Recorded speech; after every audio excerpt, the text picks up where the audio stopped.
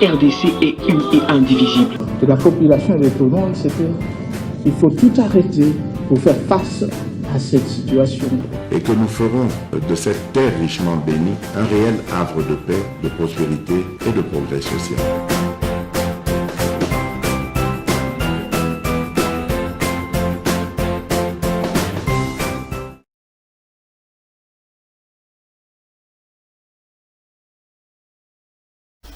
Merci. Bozolanda MK Base officiel, Bozali partout à travers le monde, Bozali couper sa confiance chaque jour et nous avons levé l'option de vous informer à temps réel. Continuez toujours à partager nos émissions, Bokozala décider, nous travaillons vraiment pour te Makambunionso et Zala très très bien. Alors, Toko Beta déjà Masolo et Zole Kanambo Kanabino, ceux qui Bozolanda Biso de partout à travers le monde, n'oubliez pas de vous abonner, abonnez-vous massivement, partagez un lien, il y a émission Nabiso, Yabaki Wana, occupé sa Biso Makasi, Lolengenini, Toko Kiko continuer ko informer. Bino, mais aussi MKBZ officiel et Zalipé actualité, même en dehors il y a Congo, parce que ça nous intéresse aussi. Élection en Turquie, ils ont ça, mais là encore, le président sortant et d'organes en tête, il y a scrutin, jusqu'à 40%, il y a bulletin, ils ont dépouillé. Mais on nous parle qu'il est déjà dans les 59,47%, tandis que Kemal Oyazali, opposant, basant dans la course, sur le 40% bulletin dépouillé, il y a à 34,79%. Mais, nous avons sollicité que dépouillé le bulletin d'organes, pour éviter ce qui a collé les sources vraiment. Alors, Mutumoko abimi na média, je crois pour l'intégralité, il y a émission wana na chaîne na biso, Francis Kalombo asingi ba Congolais ba respecter Moïse Katumbi, maman naye aza princesse, donc Katumbi aza prince. Selon notre coutume, ces pays leur appartient. Pardon Badi. Bon, qui m'a ramené lobby? Na bande ressources. Francis Kalombo solution. Émission na Bolandangwa wana epa na biso. Francis Kalombo asengi na ba Congolais nyons bako banda lelo oza Congolais soki ya wapi esengeli ba Congolais ba respecter Moïse Katumbi. Maman na ye aza princesse. Donc Katumbi aza prince. Boloki Kobanda lelo à lobby, selon notre coutume, ce pays leur appartient. Donc Makamboana eza Francis Kalombo à lobby émission wana to bunda ki quand même kozwe la bino ba extrait beaucoup là. Yo nishkenga na mituna ezala kanini. Ezala kanini. Les mêmes Français tu koloba wa makambo ya azo regretter ndengeni nezali. Tokobeta lisolo na émission oyo. J'ai trouvé la clé pour nourrir le Congo. Je crois que ce qui est koya komona kaka na page moko na komona koma batie ba chambre froide. Félix Tshisekedi alobaki la fois passée awaki akendaki na Maluku. Etango komaki na Maluku alobaki a trouvé clé oya kole se Kinshasa bakote chambre froide bakosela la ba pêcheur. Lo lengeni ni ba bakoki ko sala ba makambo ndenge nini bakoki ko sala pêche ekomaka wana ba toile mikolo nyonso mikolo ba oyo logo ezate bomoni bakosaka Félix akosala nini lelo. Je crois que beaucoup mona les temps techniciens ça que le bino ba photo beaucoup mona maintenant na Maluku. On soit que quand même j'ai trouvé la clé pour nourrir les Congo. Alors, Félix, tokoloba ke ba opposant ba kozanga discours parce que na maluku lelo kaka ndenge alobaki ndenge a salaki so chambre froide kalate bambisi ekobanda kozwa mawana bokomona même bamesa babiloko eza kilikili. Donc il y a possibilité maintenant que bato babanda kolia mbisi ya frena kinkole. Donc maloba oyo bango ba opposant babanda ki koloba ezali ko échouer. Donc nous souhaitons maintenant comme opérationnel pour ba discours ici là pour muke aloba ki na maluku ke tokolia a trouver clé wapi clé. Donc beaucoup mona yango na nini wana. Alors tokobe toujours li solo sur ma photo monani tokola ki sabino ndenge nini ezali ezakuto avant bakoma na makambo ya photo ya kamitatu asimba ki sac ya semule yango ezali avant. On va nous aider bo mona yango tokobeta lisusu li solo kaka na émission oyo bandeko na ngai na makambo ya loi Tiani. Et si les images sont prêtes, vous allez nous faire signe. On va revenir totalement ça ba congolais nini ya maluku Tshisekedi ya lobaki. Maintenant traitant boye baki tokobeta lisolo na Mayematali Tiani des députés bazali ko s'affronter. Alors député Moussousou azali ko attaquer Moussousou, mais Moussousou yé azali ko zala objectif na makamboan, c'est-à-dire moko ezali Molière nde bobenge papa Molière ya mibale ezali Lambert Mende bango to baza ba député. Mais moko na moko azomona makambo différemment na ba Moussousou. Alors comme je vous disais, Tshisekedi alobaki avant de développer makambo Moussousou qu'a trouvé clé au yakolier sa voilà. Premier sa salaki ils apona ba pêcheur ya maluku botala bien yango wana voilà on est en 4 chambres froides. Donc de avant tout est étape par étape zone senga chambre froide. Voilà moni maintenant ba mbisi nyonso boko banda koloba na maluku.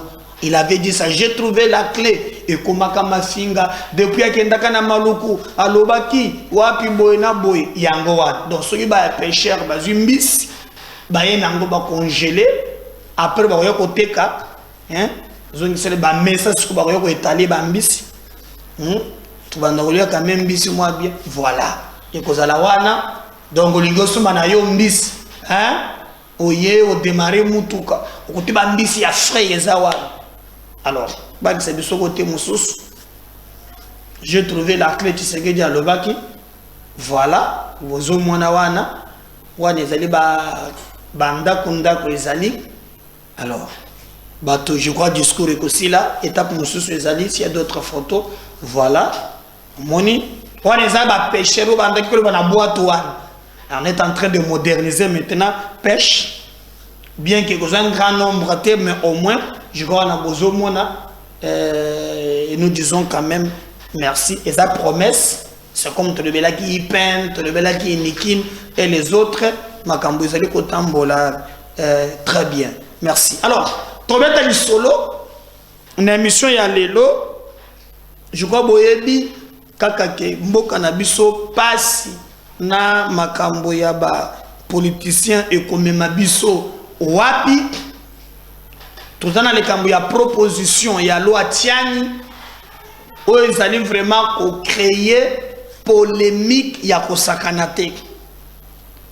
Tiani a mis une proposition ya bayenango pansingi pululu.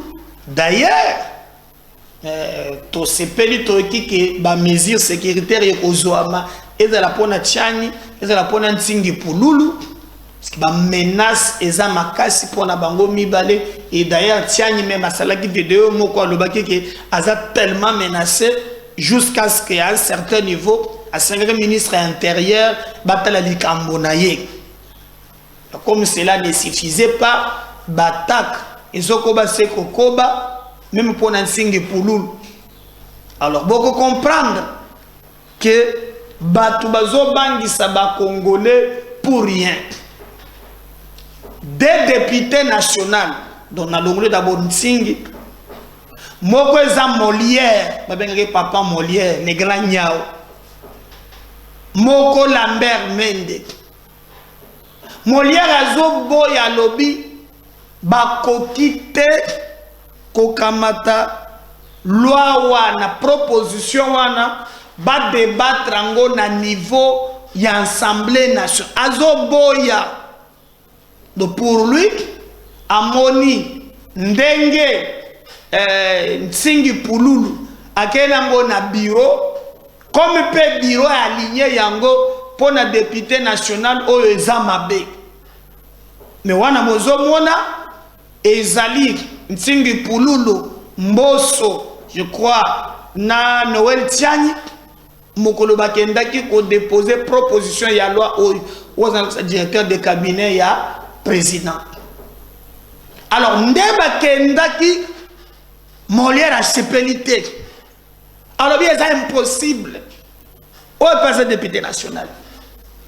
Alors ce que nous avons dit, rôle na esko ezani, ce qui a zo boyeke, bakoki ko légiférer et azo pesa bargument na ya lobby soki ba meki kaka kotia proposition ya loi oyo pour te ba débattre yango batu bayeba ke batu bakokufa batu bakozoka et kozala grave.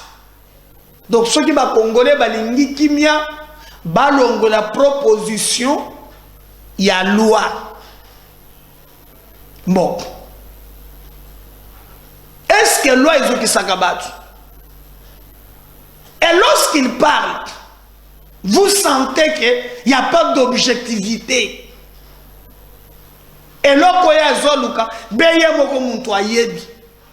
mais alors que lorsque tu l'as dit Mboso, alors que tango proposition yaki mokolo ya liboso et bandaki ko violer constitution. Mais tango auteur nango azongi bakendaki ko corriger. C'est ainsi que bayaki na bureau, bamoni bureau batuni bao bazana bureau d'études.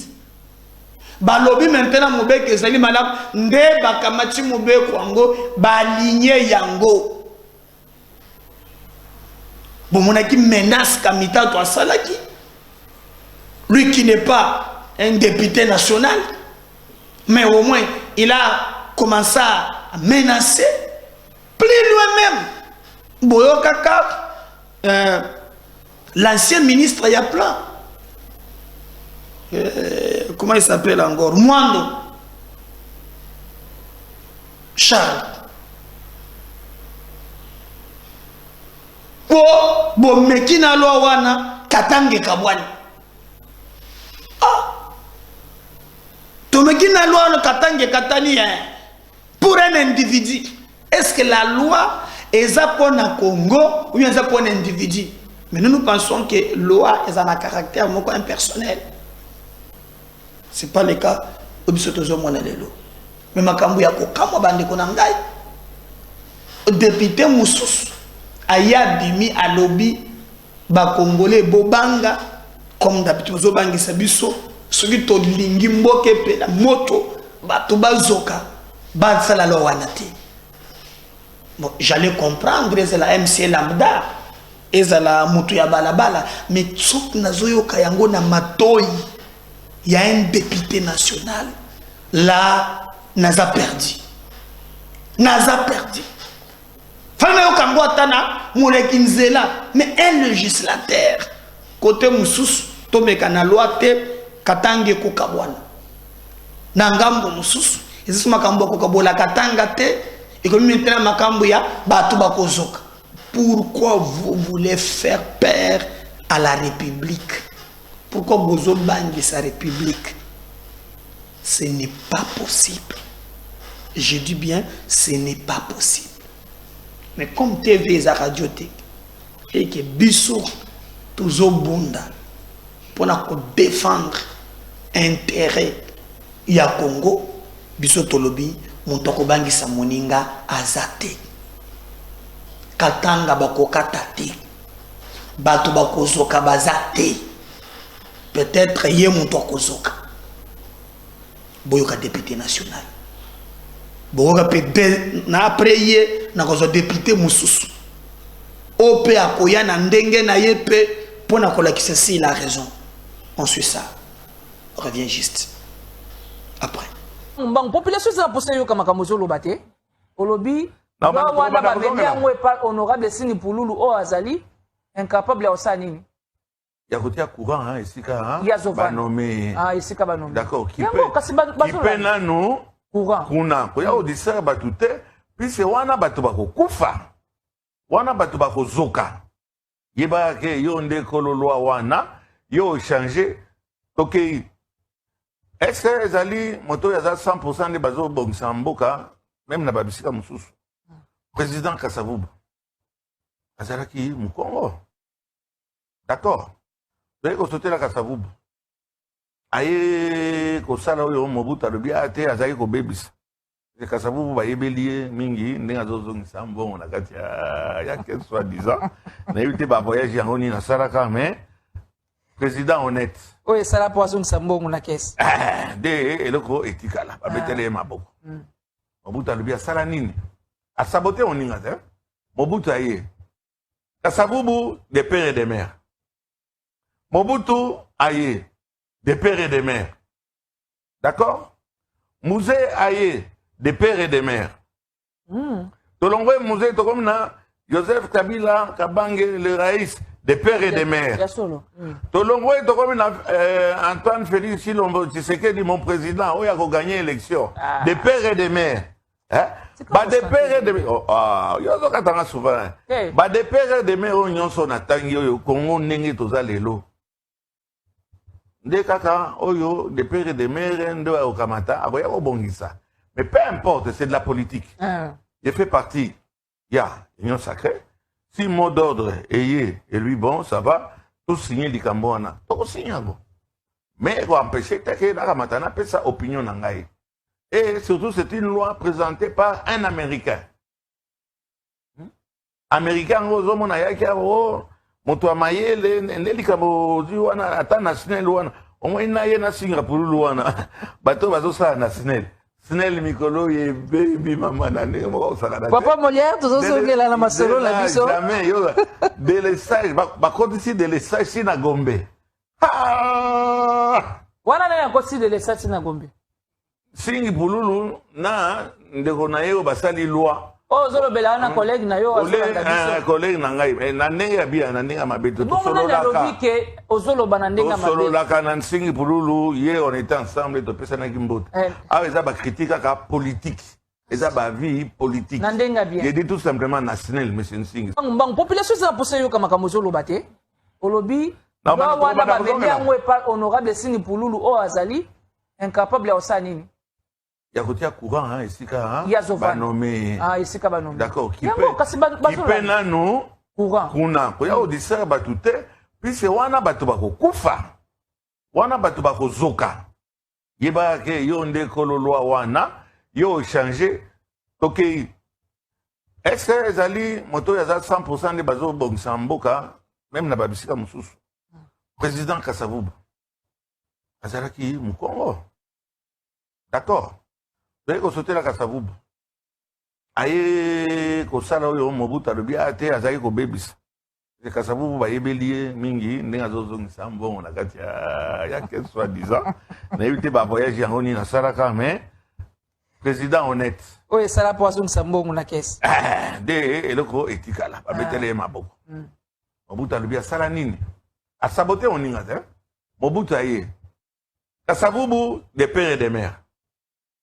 Mobutu aye des pères et des mères. D'accord?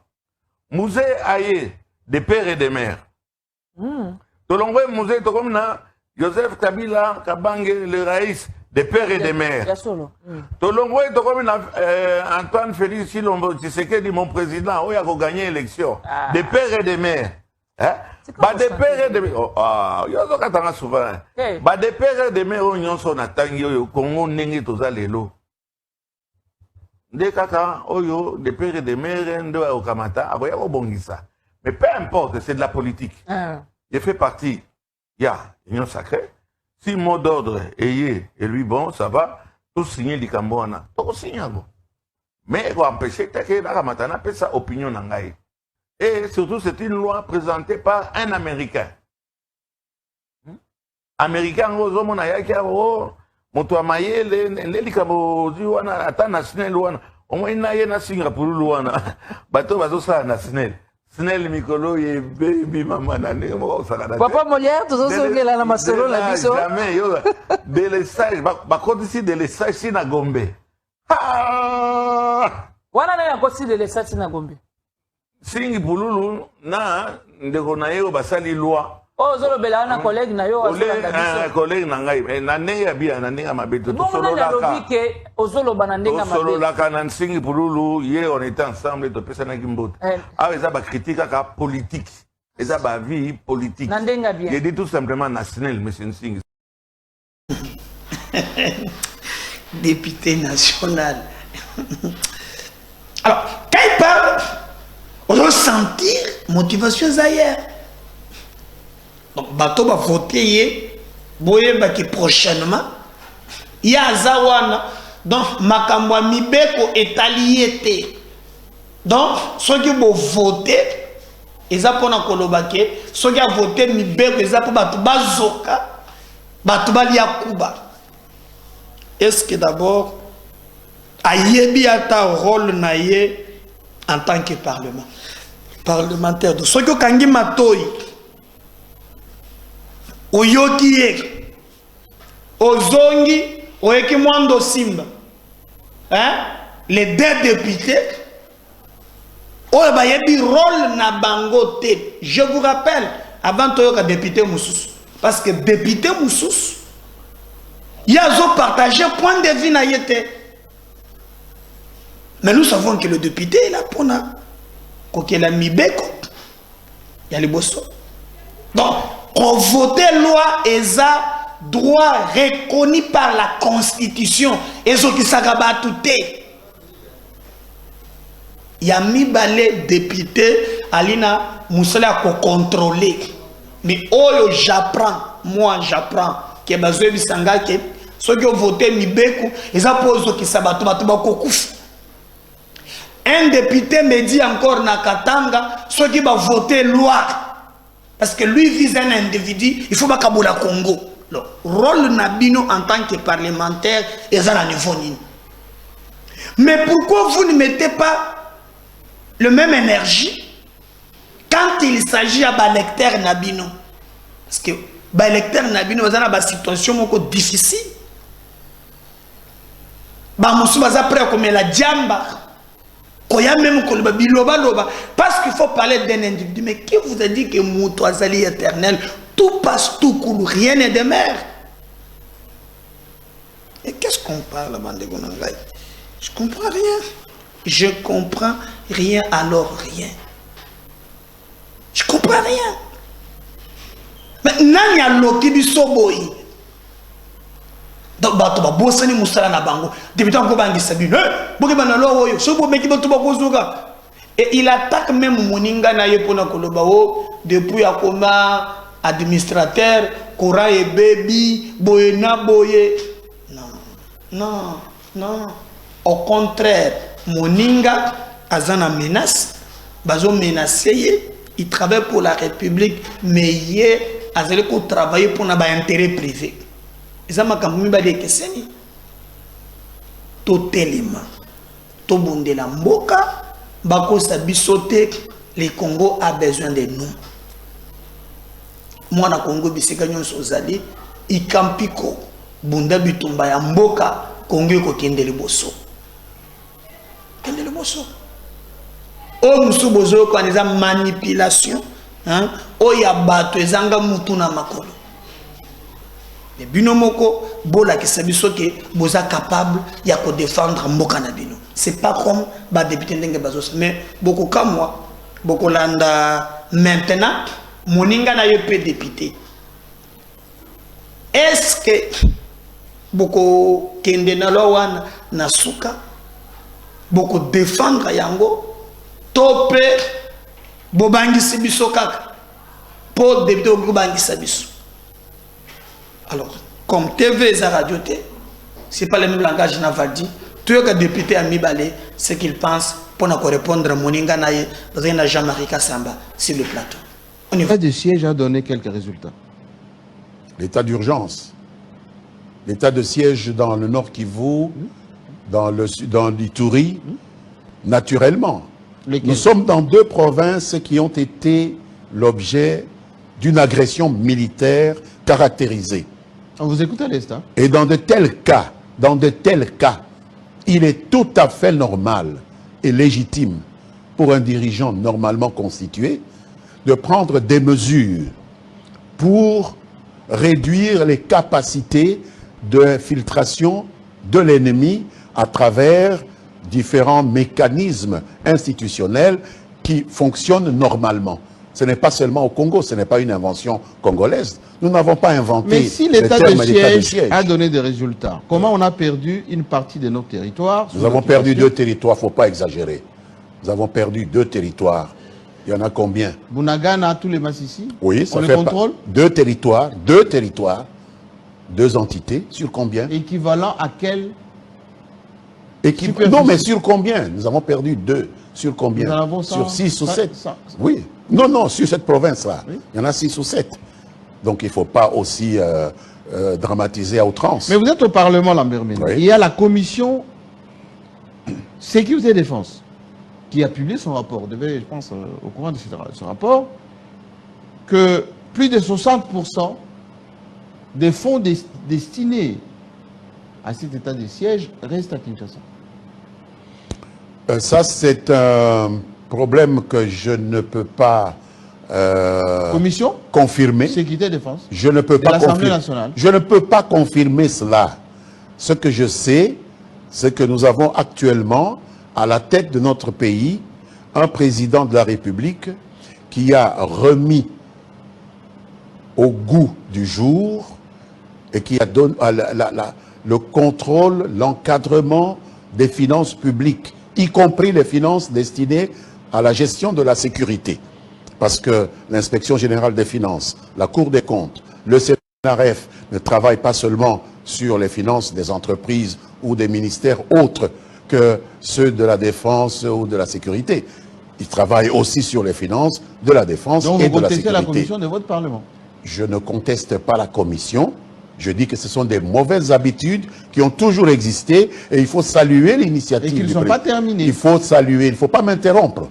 Il faut saluer l'initiative du président qui a donné des moyens à ces corps-là, à l'inspection générale des finances, à la Cour des comptes et au CNRF, de pouvoir combattre ce cancer du coulage des recettes publiques, y compris dans l'armée.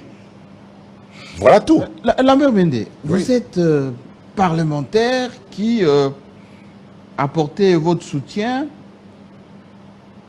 à la proposition de loi de M. Tchani.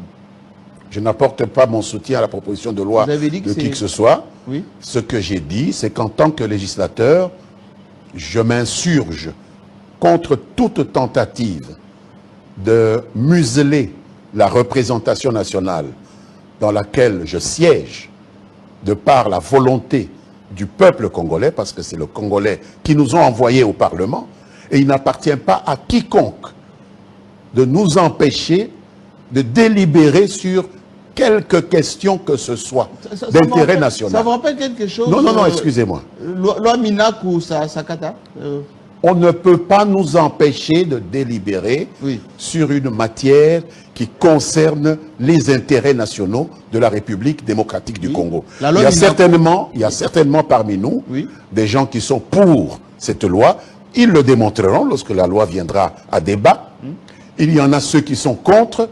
Ils s'opposeront à cette loi lorsque le débat sera là. Il y en a qui s'abstiendront. Il y en a qui proposeront des amendements. Mais l'idée même que l'on puisse nous empêcher de délibérer sur cette question, comme nous avons entendu certains, j'ai entendu certains princes de l'Église, certains diplomates oser nous dire que nous n'avions même pas le droit de délibérer sur cela. Mais n'est pas encore venu à débat. Pourquoi on l'avait interdit le débat? On a même saccagé l'Assemblée. Minaku Sakata, vous vous rappelez? Et alors, qui a saccagé l'Assemblée? Vos amis d'aujourd'hui? Non, non, d'aujourd'hui. Vous venez d'en citer un qui est en prison. Ah, il n'est plus votre ami. Les excès, ça ne mène nulle part. Vous ne pouvez pas empêcher une représentation nationale de débattre sur des questions d'intérêt national. Nous avons été élus et nous sommes payés pour cela. Voilà tout ce que je dis. Et je ne viendrai pas faire ce débat ici sur le pour ou contre la loi Tchani sur votre plateau. C'est à l'Assemblée que je le ferai. Je vais juste poser une petite question. Vous avez fait la Belgique, vous avez fait l'Ouganda et tout ça. Il y a beaucoup de Congolais qui nous suivent en ce moment.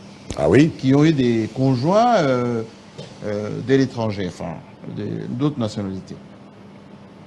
Les enfants issus de ce mariage mixte n'ont pas droit d'occuper des postes à responsabilité ici, à part, bien évidemment, le chef de l'État, c'est peut-être sacré pour vous, mais ils n'ont pas droit.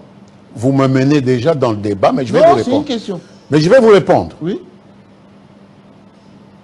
Moyennant quelques amendements qui consisteraient peut-être à réduire le nombre de ces postes de responsabilité, cette loi a sa raison d'être présentée. Pourquoi? Vous dites que nous étions un peu partout dans le monde. Oui. Je connais un peu le Liban, par exemple. Et je vais vous donner un exemple que vous devez bien connaître.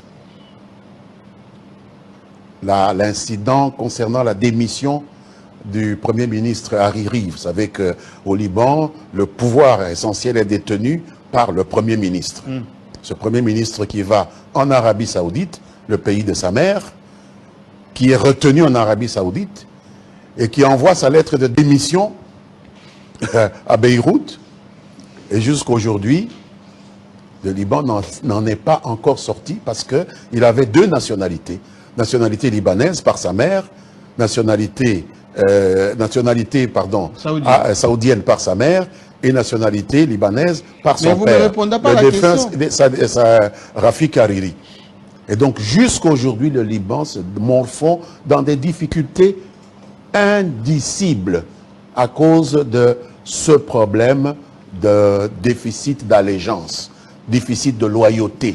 C'est un problème qu'il faut débattre et trouver le juste milieu. Mais je ne dirai pas ce que je pense de cette loi. Encore une fois, vous m'avez amené à dévoiler un peu une partie de ma pensée. Je pense qu'on peut réduire la liste de ces postes régaliens et s'arrêter au niveau du président de la République. Pour le reste, c'est tout à fait possible. Oui, comme aux États-Unis aussi, il y a des limitations, il y a un verrouillage aux États-Unis. Donc les 60 postes vous ne pouvez pas, ça compte pas. Ça c'est mon point de vue personnel. Vous ne pouvez pas, je ne suis pas moi seul le Parlement. Vous ne pouvez pas être président des États-Unis si vous n'êtes pas né aux États-Unis. Et quelqu'un comme le docteur Henry Kissinger, qui a été un très bon secrétaire d'État, qui a bien servi l'Amérique, ne pouvait pas être président des États-Unis. Vous comprenez? Schwarzenegger, qui a été un très bon gouverneur en Californie, ne peut pas être gouverneur des États-Unis, parce qu'il n'est pas né aux États-Unis. Chaque pays a le droit de pouvoir préserver ce poste de souveraineté, ce poste régalien par excellence qu'est la présidence de la République. Mais nous pouvons faire des aménagements. Une loi peut être amendée. Tchani ou Singhi Pouloulou ne nous ont pas interdit d'amender leur loi. C'est pour ça que ça vient au Parlement. Entre deux députés, Molière, na Lambert Mende, na proposition et à loi Tiani, qui dit vrai? Je vais voir réaction à venir dans les commentaires. Nanya lobby solo. Mais n'oubliez pas aussi que diabolisation moko déjà, na yoki, que parce que boibi que comment OIF ayaki apona ko auditer ba serveur na biso parce que seni a bandi normalement ba idiba auditer fichier na lelo. Alors ba pesa quelques conditions et OIF alobaki dans ces conditions là azali pratiquement incapable ya auditer. Alors seni ba komelaki bato mususu et c'est Senko ba yaba audité. Blandaki réponse oyo chaud les appels saki. Alors, mbala moko, nous apprenons que Rwanda bandi maintenant nous y a ko saboter. Boyebi que j'ai la francophonie et tout disent eza awa. Alors 19e. Alors, j'ai de la francophonie des sources diplomatiques évoquent déjà l'annulation ou la délocalisation vers le Rwanda. Alors, Bazolo Bopo Dabango, motif non tenu de promesses faites par la RDC. Alors que jusqu'à présent, les informations de notre prochain lobby et travaux, où ils na Statata Raphaël, na martyr, ils ont au moins 70%. Alors, Bango Balobi, ils ont bongoté. Nano salamité, mais nous apprenons que Bazolinga toujours baluka ndengena ko faire chanter la République.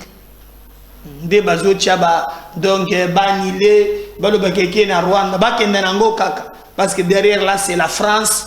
Bon, non ça nous intéresse pas. Non, c'est le Congo qui nous intéresse. N'oubliez pas de partager les liens de notre émission. Abonnez-vous s'il vous plaît, partagez les liens. À tout à l'heure, on revient. Merci. Bye.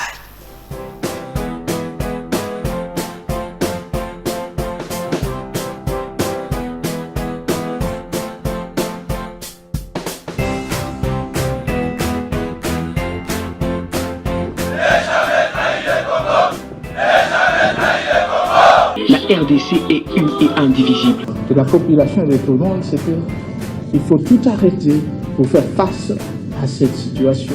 Et que nous ferons de cette terre richement bénie un réel havre de paix, de prospérité et de progrès social.